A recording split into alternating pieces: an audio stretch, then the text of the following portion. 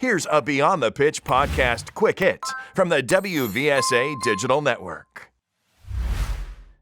Well, I think the more that the adults around the environment are on the same page and delivering supportive messages, the healthier the environment is for the children.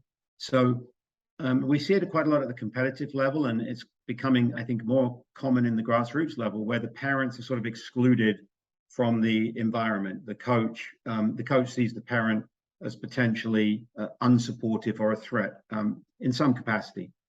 So if we've identified with the parents that these are the types of trainings we're going to do, maybe not all the time we're going to be going into scrimmage activities. Maybe we're going to balance playing time in the games on the weekend.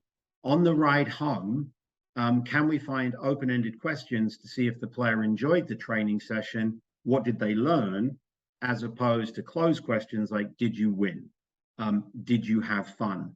Because the player then is, or the child is left sort of saying yes, no, end of conversation.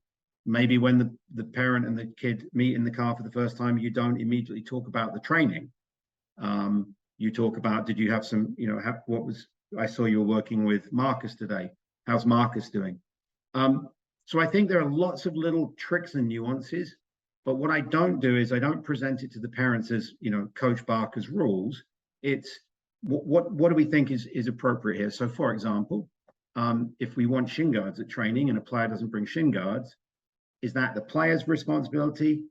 If he or she is quite young, or very often they don't get to load the car up, they don't get to determine whether they're on time.